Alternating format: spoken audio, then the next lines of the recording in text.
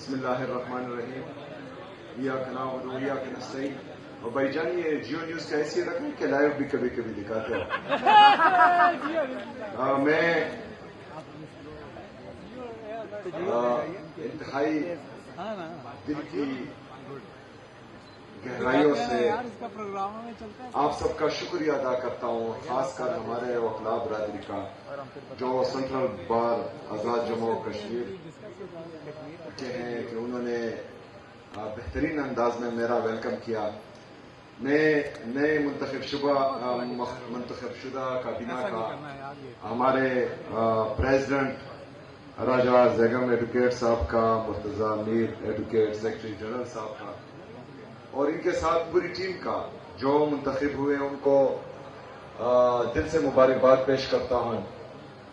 اس کے ساتھ ساتھ ہماری جو ILF کی ٹیم ہے، پریزیڈنٹ چودھری اشرف ایاز صاحب، سیکرٹری جنرل یاسر مغل صاحب، senior vice president Pakistan barrister Israr صاحب، خالد یوسف صاحب اور ہماری پاکستان تحریک انصاف کی ڈسٹرکٹ ٹیم قیوم نیازی صاحب،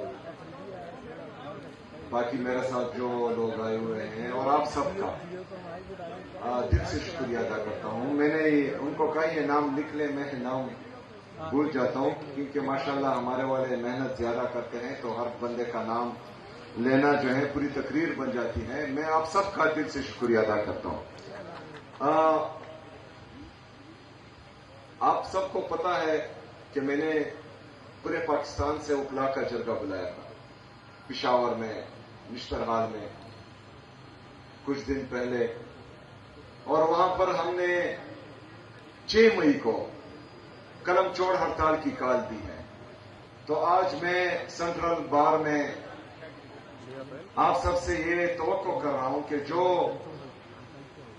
6 مئی کی کال ہم نے دی ہے انشاءاللہ تعالی آپ اس میں بھرپور کردار ادا کریں گے انشاءاللہ تعالی. میں توقع رکھ سکتا ہوں کہ نہیں؟ انشاءاللہ. یہ ہم نے کیوں کیا ہے؟ جس طرح مجھ سے پہلے ہمارے وکلاء بھائیوں نے بات کی کہ 26ویں اور 27ویں آئینی ترمیم کے بعد عدالتیں مفلوج ہو چکی ہیں. باقی چیزیں تو چھوڑیں، پاکستان کے سابقہ وزیر اعظم، پاکستان کے سب سے بڑی سیاسی پارٹی کے تاحیات چیئرمین عمران خان صاحب، ان کے کیسز نہیں لگوائے جا رہے ہیں اور تقریباً 1.5 سال سے وہ پینڈنگ ہے. اگر کیسز لگا دیے جائے تو آدھے گھنٹے میں عمران خان صاحب باہر ہوں گے کیونکہ سارے بوگس کیسز ہیں. عمران خان صاحب کے ساتھ ہو سکتا ہے کسی کی ذاتی انا یا بغض ہو سکتا ہے کسی کو خوف ہو کیونکہ ایک بندے کی تصویر باہر نہیں آنے دے رہے تو خوف ہی ہے، ڈر ہے. جب اس کی آواز باہر آتی ہے تو کوحرام مچ جاتا ہے. جب وہ بندہ باہر آئے گا تو انشاءاللہ تعالی لوگوں کی نیندیں حرام ہوگی. تو یہی خوف ہے. وہ تو ایک طرف. دوسری طرف میں ایک صوبے کا چیف ایگزیکٹو، 4.5 کروڑ عوام کا نمائندہ، 3 ججز مجھے حکم دیتے ہیں کہ میری ملاقات عمران خان صاحب سے اڈیالہ جیل میں ہو. وہ حکم نامہ میں اڈیالہ جیل لے کر جاتا ہوں اور ایک جیل کا سپرڈنٹ 3 اسلام آباد ہائی کورٹ کے ججز کا آرڈر ریڈی کی ٹوکری میں پھینک دیتا ہے. تو یہ انصاف کا جنازہ ہے، یہ عدالتوں کا جنازہ ہے، یہ ہمارے وکلاء کا جنازہ ہے جو بار بار نکلتا آ رہا ہے. آپ کا اس لیے کہوں گا کیونکہ ججز بھی آپ کی طرف دیکھ رہے ہیں. جو پشاور کا جرگہ میں نے بلایا تھا وکلاء کا، وہ ججز کے مشورہ تھا کیونکہ ججز بھی بے بس ہو چکے ہیں. جو ججز تھوڑی سی آنکھیں دکھا رہے تھے، آپ کو پتہ ہے ان کا کیا حال ہے. جو ہمارے ججز محترم، ہمارے لیے قابل عزت، قابل احترام اور بہت قابل احترام، وہ تھوڑے سے لیٹے ہوئے ہیں. تو وہ جو ہے ماشاءاللہ آپ دیکھ رہے ہیں کہ وہ اچھے اچھے پوسٹ پر ہیں. تو وہ ججز جن کا ضمیر زندہ ہے وہ بھی آپ کی طرف دیکھ رہے ہیں، وکلا کی طرف دیکھ رہے ہیں. اور میں بار بار کہتا ہوں کہ جو بھی اپنے آپ کو بدماش سمجھے، اس معاشرے کا سب سے بڑا بدماش وکیل ہے، لیکن آپ نے جو ہے اپنی بدماشی دکھانی ہے، کیونکہ آپ سے ڈرتے ہیں.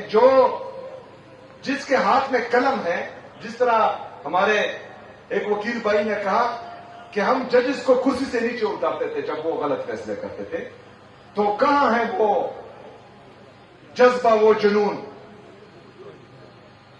جو وکلا کی تحریکیں ہم نے دیکھی ہیں، کہاں ہے وہ؟ یہ جین زی جو ہے، یہ آپ لوگوں کی وہی تحریکیں دیکھنا چاہ رہی ہے، کیونکہ وہ بڈھے جنہوں نے آپ کی تحریکیں دیکھی تھی وہ ماشاءاللہ جنت میں جا چکے ہیں. ابھی آپ کا نمبر ہے، آپ نے تھوڑی سی غیرت دکھانی ہے. معمولی سا جو چنگاری لگی ہوئی ہے آپ نے پونگ دینی ہے. میں قسم اٹھا کر کہتا ہوں کہ پوری پاکستانی قوم آپ کا ساتھ دے گی، پوری پاکستانی قوم، پوری کشمیری قوم آپ کے ساتھ کھڑی ہوگی، کیونکہ لوگ تنگ آ چکے ہیں. جن لوگوں کو ہم پر مسلط کیا گیا ہے وہ آپ سب کو پتا ہے کہ وہ نااہل ہے، وہ نہیں سمجھتے، وہ عوامی مینڈیٹ کے ساتھ نہیں آئے، چاہے کشمیر میں ہیں چاہے پاکستان میں ہیں. یہ ریجیم چینج آپریشن کے تحت آئے ہیں، پھر عوامی مینڈیٹ پر ڈاکہ ڈال کے آئے ہیں. جب مجھے پتا ہو کہ میں الیکشن جیتوں یا ہاروں، میں نے جیتنا ہی ہے. جب مجھے یہ پتا ہو کہ میں 5300 ارب روپے کی کرپشن کروں، اس کے باوجود بھی میرے گریبان کو کوئی ہاتھ نہیں لگا سکتا. جب مجھے یہ پتا ہو کہ میں جتنا بھی ظلم کروں، 26 نومبر کروں، 9 مئی کروں، مرید کے کروں،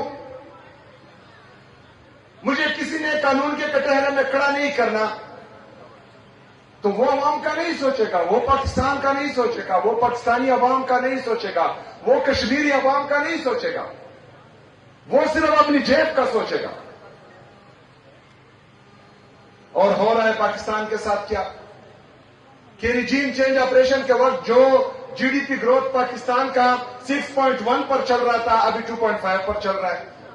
کسان خودکشیاں کر رہا ہے، مزدور رو رہا ہے، نوجوان پاکستان چھوڑ کر بھاگنا چاہ رہا ہے، انڈسٹریلسٹ وہ بھی رو رہا ہے، تباہ و برباد ہے. 45% لوگ پاکستان کے وہ غربت کی لکیر کے نیچے آ چکے ہیں. 45% کا مطلب ہے 10 کروڑ عوام. کل ایک دفعہ پھر ڈیزل کا بم عوام پر گرا دیا گیا ہے. تو ان کے ساتھ کوئی پالیسی نہیں ہے، نہ ہی پاکستانی عوام ان پر اعتماد کرتی ہے، نہ باہر دنیا کے لوگ ان پر اعتماد کرتے ہیں. جو ہمارا تجارتی خسارہ ہے جو دن بدن بڑھتا جا رہا ہے، 81,000 ارب روپے تک آپ کا بیرونی اور اندرونی قرضہ پہنچ چکا ہے. تو میرے پاکستانیوں، میرے کشمیریوں، ہمیشہ ایک بات یاد رکھنا ہے کہ جب تک آپ خود اپنی حالت بدلنے کی کوشش نہیں کریں گے، آپ کے حالات اللہ تعالیٰ نہیں بدلے گا. آپ لوگوں نے نکلنا ہے. یہاں پر ہمارے مختلف نظریات کے لوگ بیٹھے ہوئے ہیں. میں یہ نہیں کہتا کہ آپ پاکستان تحریک انصاف کے لیے نکلے، ان لوگوں نے نکلنا ہے. یہاں پر ہمارے مختلف نظریات کے لوگ بیٹھے ہوئے ہیں. میں یہ نہیں کہتا کہ آپ پاکستان تحریک انصاف کے لیے نکلے، عمران خان کے لیے نکلے. لیکن میں آپ کو اتنا کہوں گا کہ آج اگر میری باری ہے، کل آپ کی باری آنے والی ہے. اگر آج مجھ پر ظلم ہو رہا ہے، یہ ظلم کل آپ پر آنے والا ہے. کیونکہ حکومتیں ساری عمر نہیں رہی، ساری عمر کا اقتدار نہیں ہوتا. آج ایک کی باری ہے، کل دوسرے کی باری آنے والی ہے. لیکن جو ہمارے پاکستان کے آئین اور قانون کے ساتھ کیا جا رہا ہے وہ انتہائی خطرناک ہے. وہ جمہوریت کے لیے بھی خطرناک ہے، وہ عدلیہ کے لیے بھی خطرناک ہے، وہ ہمارے وکلاء کے لیے بھی خطرناک ہے، اور وہ ہمارے عوام کے لیے بھی خطرناک ہے. انشاءاللہ اس کے خلاف ہم نے جدوجہد کرنی ہے اور مل کر کرنی ہے.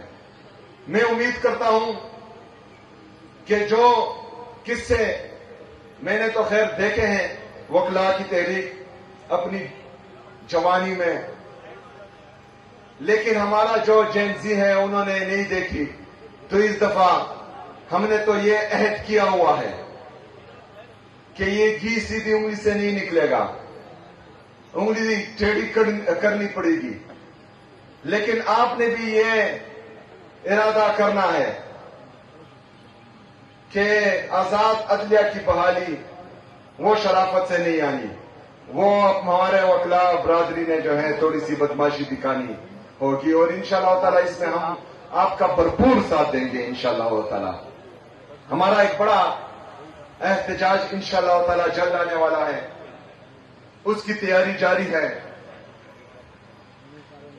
اگر آپ پہلے ہوئے ہم سے، آپ نے کال دی تو ہم آپ کا ساتھ دیں گے، اگر ہم آپ سے پہلے ہوئے ہم نے کال دی تو ہم بھی انشاءاللہ تعالی آپ سے شراکت داری کی امید رکھتے ہیں، آپ بھی ہمارا ساتھ دیں گے انشاءاللہ تعالی۔ جس طرح علی بخاری صاحب نے کہا کہ آپ کے بار کے جو بھی مسئلے مسائل ہیں، ہمارے جو پریزیڈنٹ اور سیکرٹری جنرل صاحب ہیں، آپ وہ مسئلے اور مسائل میرے پاس لائیں انشاءاللہ تعالی۔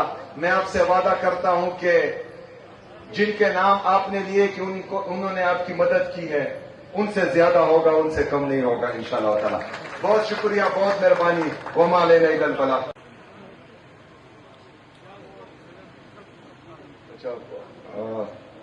حلف نامہ برائے عہدیدار سینٹرل بار اسٹیشن مظفر آباد۔ بسم اللہ الرحمن الرحیم۔ میں مسمی ایڈوکیٹ ہولڈے جسے مرکزی انجمن وکلاء مظفر آباد آزاد کشمیر کا منتخب کیا گیا ہے، اللہ رب العالمین کو حاضر و ناظر جان کر اقرار کرتا ہوں کہ میں مرکزی انجمن وکلاء کے آئین اور دیگر مرتبہ قواعد کی پابندی کروں گا، کہ میں کسی بھی ایسے فعل یا حرکت کا ارتکاب نہیں کروں گا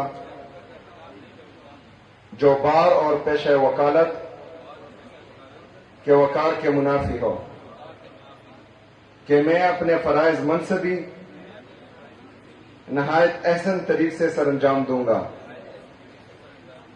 اللہ میرا حامی و ناصر ہو۔ بہت بہت مبارک ہو۔ ایڈوکیٹ ہولڈنگ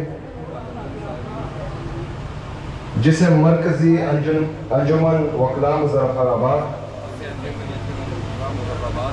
آزاد کشمیر کا منتخب کیا گیا ہے، اللہ رب العالمین کو حاضر ہونا